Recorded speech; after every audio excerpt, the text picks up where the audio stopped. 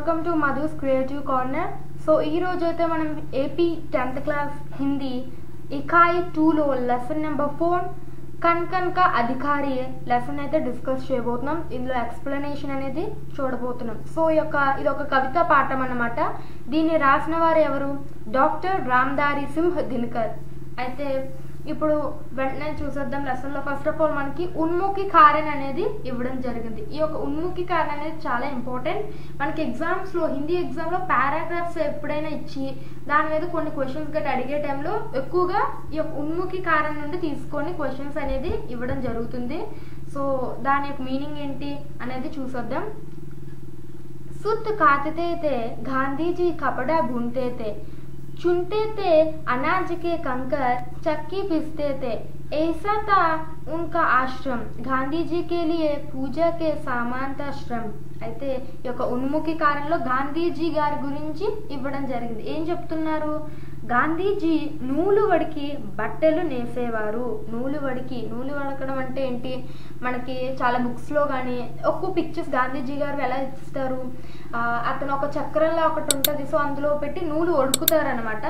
So అలా అతను చేస్తూ కప్పడా అంటే బట్టలను నేసేవారు అన్నమాట. చుంతే తే అనాజ్ కే కంకర్, చక్కీ పిస్తే తే, వారు ధాన్యాల నుండి గులకరాలను ఎంచుకొని మిల్లిలో రుబ్బుకునే వారు. ఏసాతా ఉన్కా ఆశ్రమం, అదే అతనికి ఆశ్రమం లాంటిది. గాంధీజీకే లియే పూజకే సమానత ఆశ్రమం.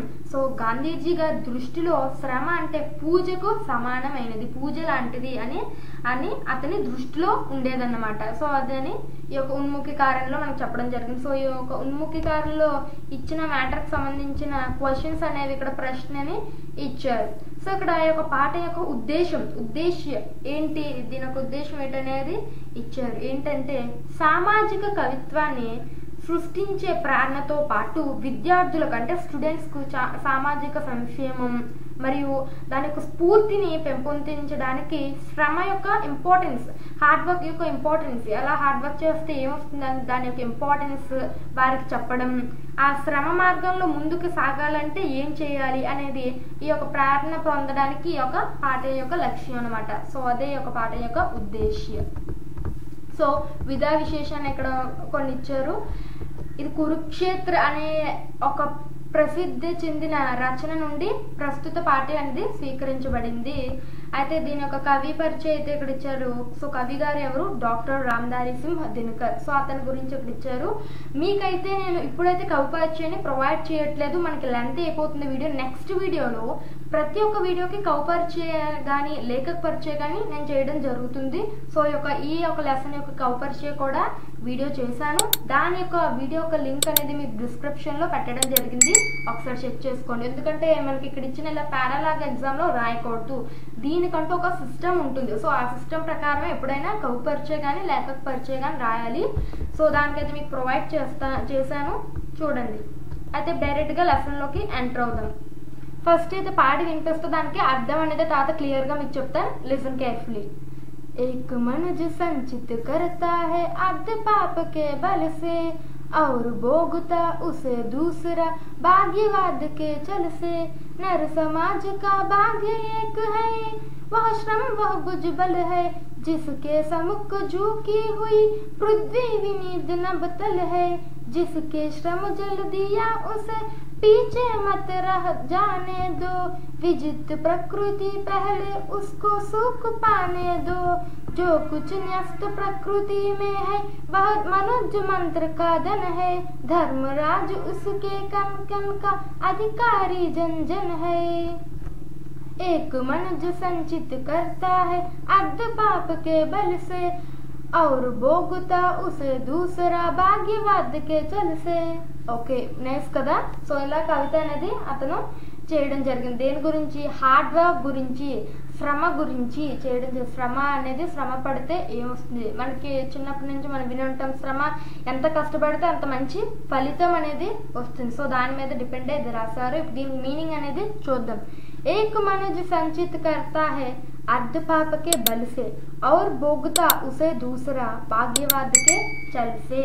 అంటే ఒక మనిషి పాపం చేసి మూటగట్టుకున్న సంపదను, కూడబెట్టుకున్న సంపదను అతని దగ్గర ఇంకోడు చీట్ చేసి లాక్కొని దాన్ని వేరే ఒకడు ఆస్వాదిస్తాడు. అంటే ఇప్పుడు ఒక మనిషి ఉన్నాడు, వాడు ఎవరినో చీట్ చేసి పాపంతో ఒక సంపదను కూడబెట్టుకున్నాడు. సో అది కూడబెట్టుకుంది వాడు కూడా అనుభవించకుండా ఏం జరిగింది, వాడి దగ్గర నుంచి ఇంకోటి ఎవడో దొంగలించాడు అనుకుందాం. సో వాడు దాన్ని ఆస్వాదిస్తాడు. అంటే వీడు తీసుకున్నందుకు వీడికి పలేదు, వీడెంత కష్టపడి పాపాలు చేసి తెచ్చుకున్నా అది వీడికి రాలేదు, అనుభవించలేకపోయాడు అని దీని ఫస్ట్ స్ట్రాంజా యొక్క అర్థం అన్నమాట. సెకండ్ స్ట్రాంజా చూద్దాం. नेट समाज का भाग्य एक है, वह श्रम वह भुजबल है, जिसके समुख झुकी हुई पृथ्वी विनीत नप्तल है. సో మానవ సమాజం యొక్క గమ్యం, మానవుడు ప్రతి ఒక్క హ్యూమన్ బీయింగ్ యొక్క గోల్ ఏంటి అంటే ఒకటి శ్రమ, ఇంకా శారీరక బలం. సో ఇవే మానవుడి యొక్క గోల్, అంటే చెయ్యాలి గమ్యం అన్నమాట. అతని ముందు అలా ఎవరైతే హార్డ్ వర్క్ చేస్తారో, మంచిగా శ్రమిస్తారో వాళ్ళ ముందు భూమి కూడా వంగి ఉంటుంది, ఆకాశం వినయంగా ఉంటుంది అని చెప్తున్నారు. సెకండ్ స్ట్రాంజాలో అలా చెప్పారు. థర్డ్ స్ట్రాంజా చూద్దాం. जिसने श्रमजल दिया उसे पीछे मत रह जाने दो, विजित प्रकृति से पहले उसको सुख पाने दो. అంటే శ్రమజల్ అంటే ఏంటి, చెమట. సో ఎవరైతే చెమట చిందిస్తారో, చెమట అనేది ఎప్పుడు వస్తుంది, కష్టపడితే చెమట వస్తుంది. సో చెమట వచ్చి ఎవరైతే పని చేస్తారో వాళ్ళు వదిలిపెట్టకూడదు, వాళ్ళని వదలకూడదు.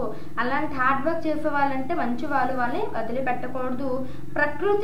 ప్రకృతిని జయించే ముందు దానికి ఆనందాన్ని పొందివ్వండి అని చెప్తున్నారు. అండ్ నెక్స్ట్ లాస్ట్ స్ట్రాంజా చూద్దాం. जो कुछ न्यस्त प्रकृति में है वह मनुष्य मंत्र का धन है, धर्मराज उसके कन कन का अधिकारी जन जन है. అయితే ఇక్కడ ఏం చెప్తున్నారు, ప్రకృతిలో ఏది అప్పగించబడిందో అది ప్రకృతి మానవుని సంపద. అంటే ప్రకృతిలో ఉన్నవి ప్రతి ఒక్కటి కూడా ఎవరి సొంతం, మానవుడి సొంతం, అంటే మన సొంతం, మన సొంతం అది. అయితే ఓ ధర్మరాజా అని చెప్తున్నారు, ప్రతి ఒక్క కణం అనేది మానవుడి సొంతం. అందులో ఫస్ట్ ప్రయారిటీ ఎవరికి ఉంటుందంట, హార్డ్ వర్క్ చేస్తున్నారు, శ్రమించే వారికి ఫస్ట్ ప్రయారిటీ అనేది ఆ ప్రకృతిలో ఉండే యొక్క వాటి యొక్క ఫస్ట్ ప్రయారిటీ అనేది హార్డ్ వర్క్ ఎవరైతే చేస్తారో వాళ్ళకే చెందుతుంది అని చెప్తున్నారు. సో ఇది ఈ యొక్క లెసన్ గురించి మీనింగ్ అనమాట. బాగుంది కదా. సో ఈ లెసన్ రాసిన వారు ఎవరు, doctor Ramdhari Singh Dinakar. Thanks for watching.